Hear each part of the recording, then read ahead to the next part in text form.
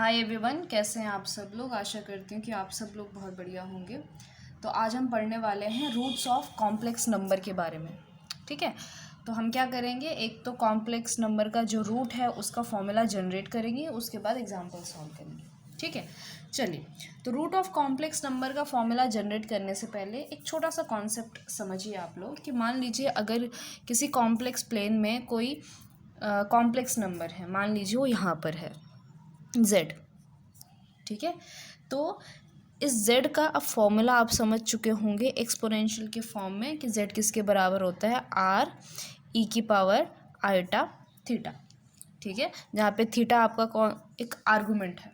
ठीक, तो थीटा यानी क्या कि यहाँ से लेकर यहाँ तक का एंगल।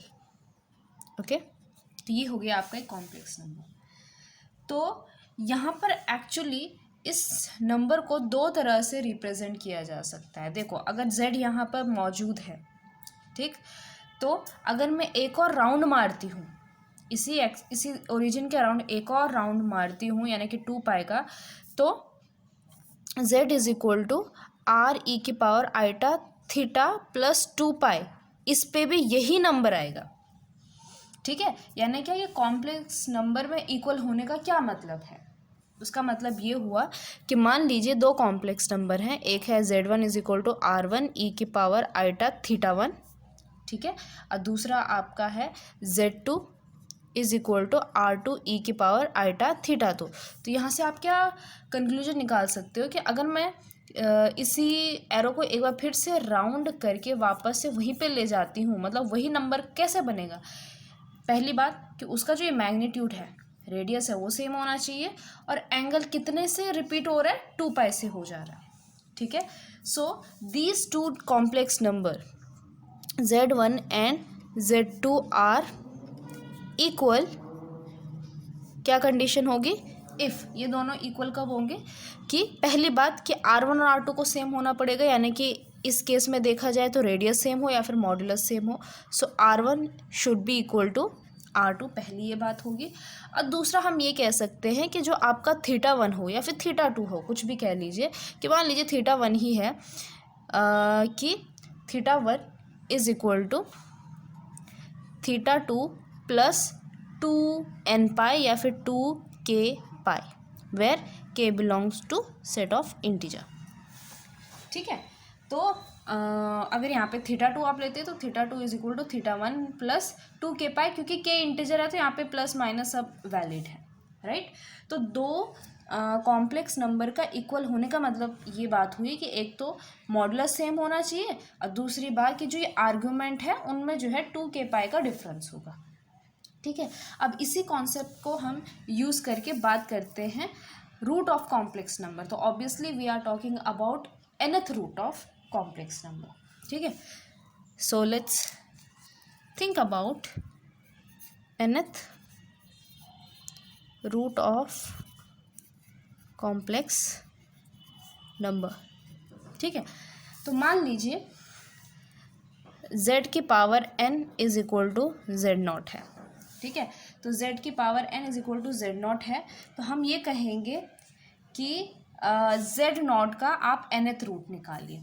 ठीक है, आप लोग समझते ही हैं इस बात को कि जितना पावर होता है उतने ही उसके रूट निकल के आते हैं, राइट। उसमें कुछ रियल हो सकते हैं, कुछ कॉम्प्लेक्स हो सकते हैं, डिपेंड करेगा कि ये नंबर कैसा है। ओके, तो z की पावर Rn मान लीजिए कुछ इस फॉर्म का है कि r की पावर n e की पावर आइटा थीटा n।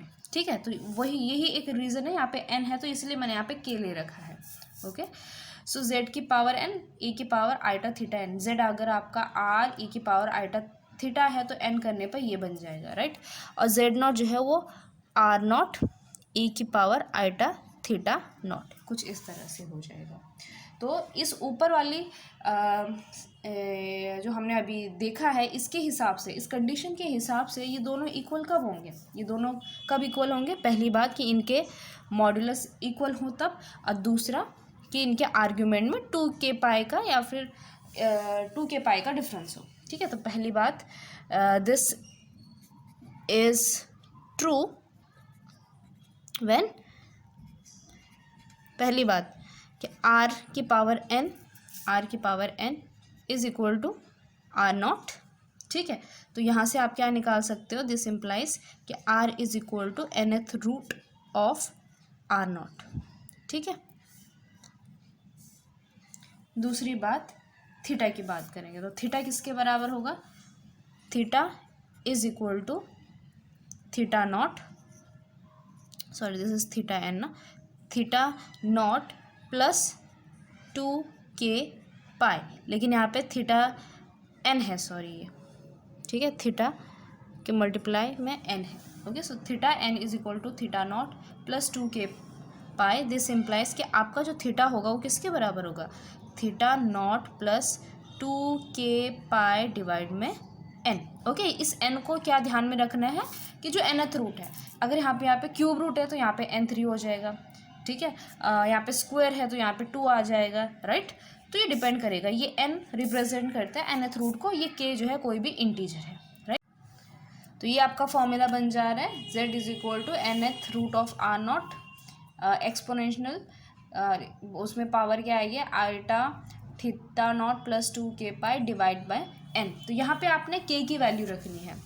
ठीक है, तो k की वैल्यू आप रखेंगे, कहाँ से शुरू करेंगे, 0 से रखेंगे और कहाँ तक जाएगा, ये n-1 तक जाएगा। ठीक है, तो आपके पास जो है n रूट्स आ जाएंगे।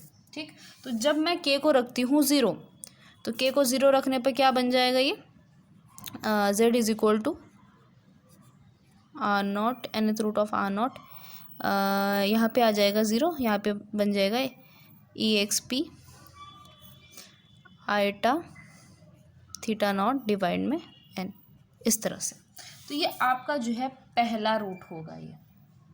Okay, this is going to be your first root. तो इसमें आप देख रहे होंगे कि इसका जो आर्ग्यूमेंट है वो कितना निकल के आ रहा है, इसका आर्ग्यूमेंट निकल के आ रहा है थीटा नॉट बाय n।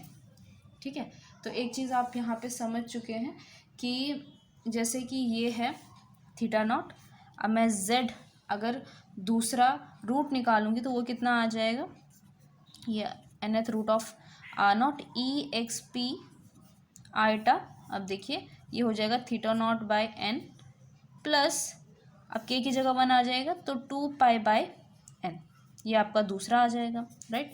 उसी तरह से जो तीसरा है वो क्या आ जाएगा, r naught n exp iota theta naught by n plus, अब ये क्या आ जाएगा 4k pi by n।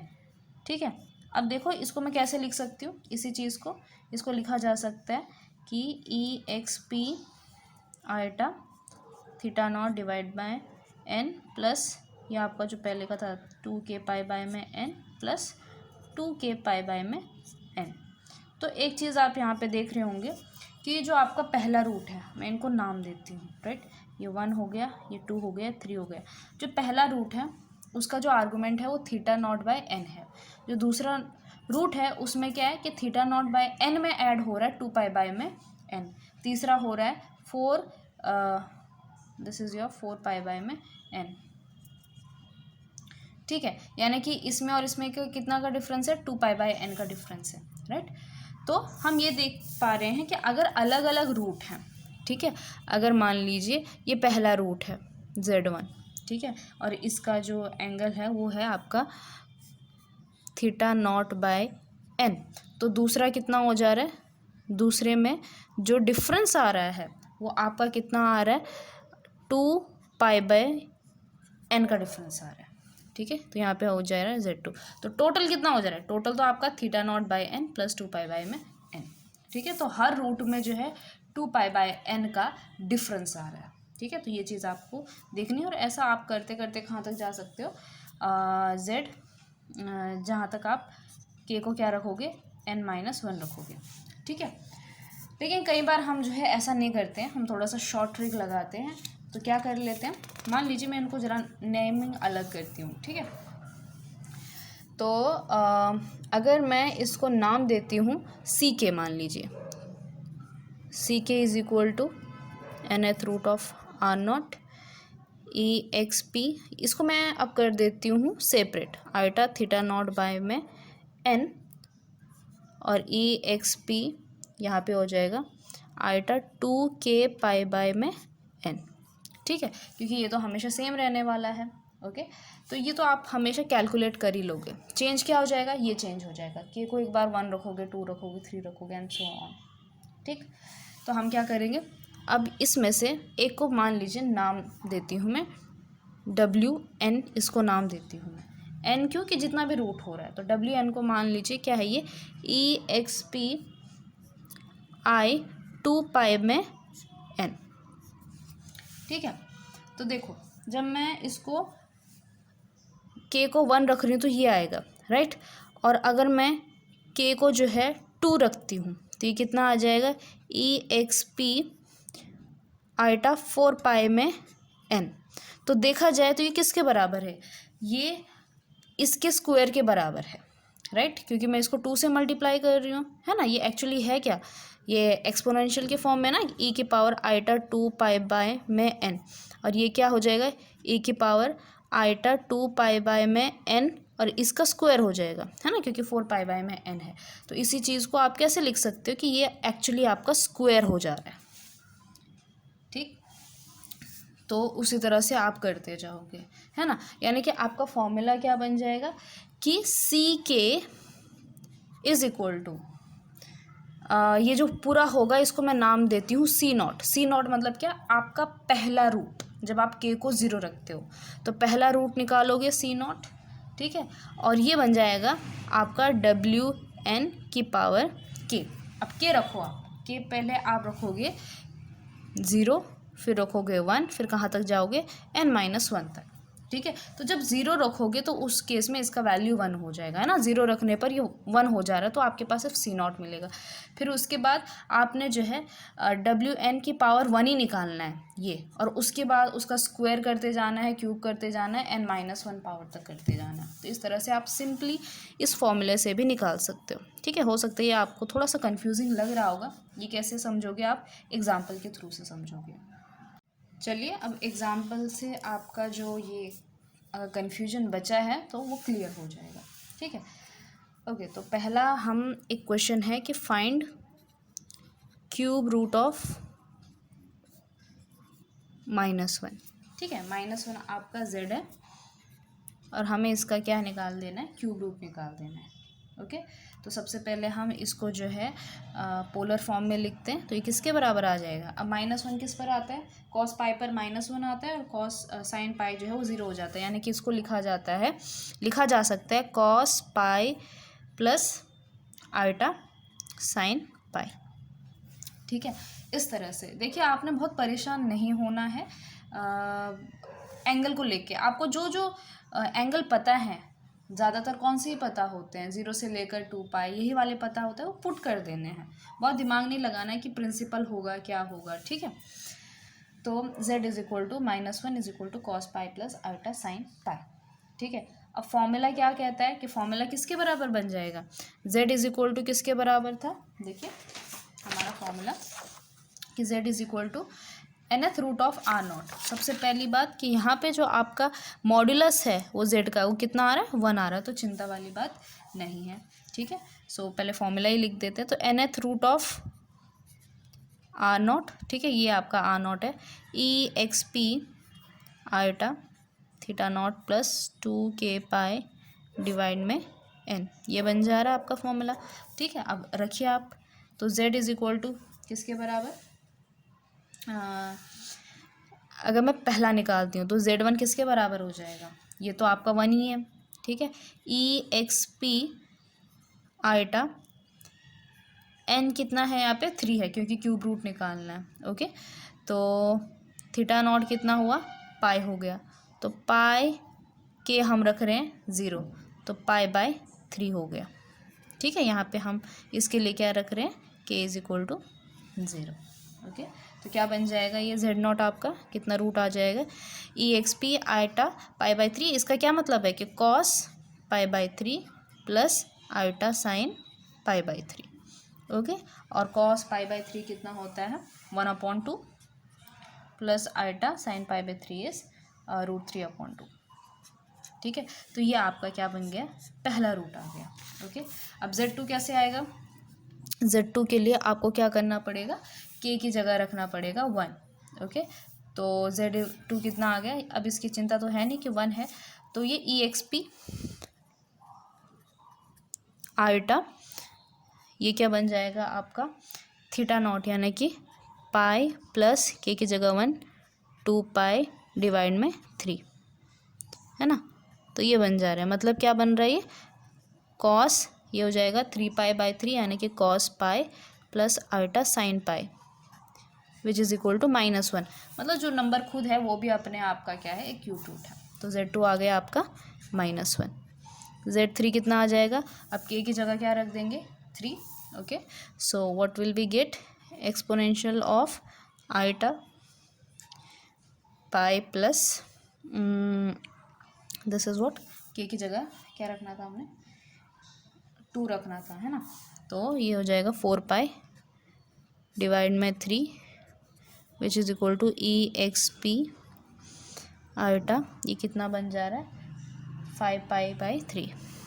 Okay, तो 5 पाई में 3 यानी क्या कि कॉस, अब देखो ये कितना आ जाएगा, देखो कॉस ये 5 पाई/3 है, यानी कि इसको मैं कैसे लिख सकती हूँ 2 पाई माइनस पाई/3, ठीक है, यानी कि ये कितना हो जाएगा 5 पाई/3 हो जाएगा। और आपको पता है कि कॉस 2 पाई माइनस पाई/3 कितना होता है, इट इज़ कॉस पाई/3, तो दिस इज़ कॉस पाई/3, और साइन 2 पाई माइनस पाई/3 इज़ माइनस साइन, तो माइनस आयोटा साइन पाई/3, यानी कि कितना आ जाएगा ये 1/2 माइनस आयोटा √3/2। तो ये तो होना ही था, क्यों, क्योंकि इसका कॉन्जुगेट है, ये कॉम्प्लेक्स कॉन्जुगेट है ना। सो 1/2 प्लस आयोटा √3/2। ओके, और एक -1 होगा, तो ये 3 इसके क्या आ गए, रूट आ गए। ये तो हमने किया सिंपल मेथड से, ठीक है। अब एक और एग्जाम्पल करते हैं जहाँ पे हम ये वाला कॉन्सेप्ट लगाएंगे। चलिए अब निकालते हैं 8th रूट ऑफ यूनिटी, ठीक है, यानी कि z की पावर 8 इज इक्वल टू 1। तो हमने वो 8 रूट निकालने हैं जिसके लिए इक्वेशन सेटिस्फाई होगी, ठीक है। तो सबसे पहली बात कि 1 को कैसे लिखा जा सकता है, cos 0 प्लस आयोटा साइन 0, ये 0 हो जाएगा, ये 1 हो जाएगा। और इसी चीज़ को एक्सपोनेंशियल के फॉर्म में e की पावर आयोटा, क्योंकि यहाँ पे हमारा आर्गूमेंट कितना है 0 है, तो e की पावर आयोटा 0 प्लस 2 पाई के बाई 8, क्योंकि यहाँ पे 8th रूट निकालना है। ओके, अब देखो पहला रूट कैसे निकलेगा, पहले रूट में आप के इज इक्वल टू 0 रखोगे तो ये पूरा 0 हो जाएगा, तो सिर्फ आपके पास 1 बन जा रहा है। तो इसी को क्या नाम देते हैं हम कि Z1 या फिर C0 नाम देंगे, कि वो कितना आ रहा है 1 आ रहा है व्हेन यू आर पुटिंग के इज इक्वल टू 0, ठीक है। अब बात करते हैं उस WN की, ठीक है, जो हम इस WN की बात कर रहे थे ना कि WN किसके बराबर होगा, EXP आयोटा 2 पाई/n। तो यहाँ पे कितना है EXP आयोटा 2 पाई/8, ठीक है, के को 1 रखने पर 2 पाई/8, तो 2 से 8 हो जाएगा कैंसिल, सो इट इज़ पाई/4। तो आपका W8 कितना आ जाएगा cos पाई/4 प्लस आयोटा साइन पाई/4, यानी कि कितना, ये कितना होता है 1/√2 होता है, राइट। और तो ये कितना बन जाएगा 1 प्लस आयोटा अपॉन √2, ये बन गया आपका W8, ठीक है। फिर मैंने ये कहा था कि आपको बार बार जो है इसमें अब एंगल के इज इक्वल टू 2 के इज इक्वल टू 3 ऐसे रखने की ज़रूरत नहीं है, और एंगल से मेजर करने की ज़रूरत नहीं है। क्या करना है, इसी के पावर्स लेने हैं इस W8 के, ठीक है। यानी कि नेक्स्ट मैं क्या लूँगी WN का स्क्वायर होंगे और उसको C0 यानी कि आपके Z1 से मल्टीप्लाई कर दूँगी, बस ये बात है, ठीक है। तो आपका जो W8 का स्क्वायर आएगा वो कितना आएगा, तो कितना आ जाएगा इसका 1 प्लस आयोटा होल स्क्वायर, यानी कि 1 -1 प्लस 2 आयोटा, नीचे में 2 का स्क्वायर 2, √2 का स्क्वायर 2, 2 कैंसिल, यानी कि आयोटा आ जाएगा 1 इंटू आयोटा, यानी कि आयोटा आ जाएगा, ठीक है। फिर W8 का क्यूब का क्या मतलब हुआ कि अब मैं इसके साथ आयोटा के साथ जो है इसको मल्टीप्लाई कर देती हूँ, इन दोनों को मल्टीप्लाई कर देती हूँ, है ना। तो ये कितना बन जाएगा आयोटा और ये -1, so this is going to be -1 plus iota divide में √2। ओके, उसके बाद निकालते हैं हम W8 की पावर 4, तो क्या करेंगे फिर से इसके साथ, ये पूरे के डिवाइड में √2 है, इसके साथ फिर से हम इसको मल्टीप्लाई करेंगे, ठीक है। ये 1 प्लस आयोटा है, ये -1 प्लस आयोटा है, ठीक है। तो ये हो जाएगा आपका -1 और -1, यानी कि -2 डिवाइड में 2, यानी कि इसका आंसर आ जाएगा -1। ओके, फिर W8 की पावर 5, तो ये कितना आ जाएगा, -1 से जो है W8 को मल्टीप्लाई कर देंगे, यानी कि ये आ जाएगा आपका -1 माइनस आइटा डिवाइड में √2।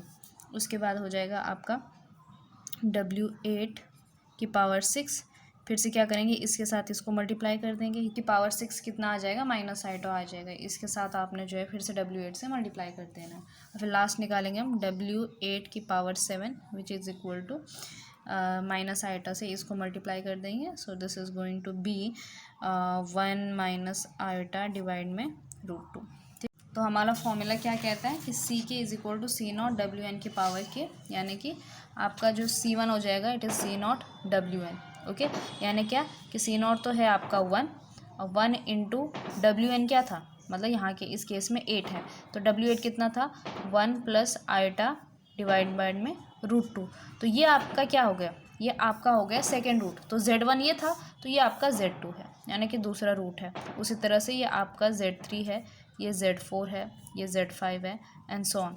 तो कहने का मतलब ये हुआ, क्योंकि यहाँ पे आपका जो मॉड्यूलस है वो 1 ही है, इसलिए कोई दिक्कत नहीं आ रही है, ठीक है। नहीं तो हर नंबर के साथ जो है मॉड्यूलस ने मल्टीप्लाई हो जाना था। So this was your first root 1, ठीक है। और आपका जो Z8 है यही आपका सेकेंड रूट है, ये आपका थर्ड रूट है, this is fourth root, this is fifth, sixth, seventh, और this is your eighth root. तो यहाँ पे जो है आपको 8 रूट्स मिल गए हैं, किसके, यूनिटी के, ठीक है। तो इस तरह से भी आप बार बार एंगल ना डालते हुए भी सिर्फ एक निकालने के बाद मल्टीप्लाई करने पर आपको क्या मिल जाएगा, रूट मिल जाएंगे। आपको बहुत दिमाग लगाने की ज़रूरत नहीं है कि अच्छा अब हम एंगल रखेंगे, अब 4π/3 में कितना आएगा, 5π में 4 में कितना आएगा, ये करने की ज़रूरत नहीं पड़ेगी आपको, ठीक है। तो इस तरह से आप निकालोगे 8th रूट ऑफ यूनिटी, ठीक। अब यहाँ पे छोटी सी बस यही बात कहनी है कि जैसे कि इस केस में था, ये वाला एग्जांपल बताती हूँ, जैसे क्यूब रूट ऑफ -1 है, ठीक। तो अगर ये आपका कॉम्प्लेक्स का प्लेन है तो एक रूट तो आपको पता ही था कौन सा है, वो एक रूट तो आपका -1 की बात कर रहे हैं, तो इसके क्यूब रूट जो है वो कैसे निकले, एक तो आपका -1 खुद ही निकला, ठीक है, एक यहाँ पे निकलता है, एक यहाँ पे निकलता है, तो ये 3 मिल गया आपको। ये हुआ आपका Z1, ये हो गया Z2, ये हो गया Z3। So this one and this one. तो इन सब में कितने का डिफरेंस आ रहा था, जो पहला था आपका वो था π/3 और सेकेंड था आपका π/3 प्लस 2π/3 फिर 4π/3, यानी कि इनमें जो है 2π/3 का डिफरेंस था, ठीक है। तो इन सब के बीच में 2π/3 2π/3 एंड 2π/3, ओके। तो इतने का जो है डिफरेंस होता है रूट्स के बीच में, मॉडुलस सेम रहता है, बस एंगल चेंज हो जाता है। तो ये था आपका रूट ऑफ कॉम्प्लेक्स नंबर, ठीक है। आसानी था, मुश्किल नहीं था, बस फॉर्मूला समझने की बात है, अदरवाइज बहुत बेसिक सा ये कॉन्सेप्ट है, ठीक है। आपको जो है नोट्स मिल जाएंगी जब मैं लिखूँगी तब। आज के वीडियो लेक्चर में बस इतना काफ़ी है।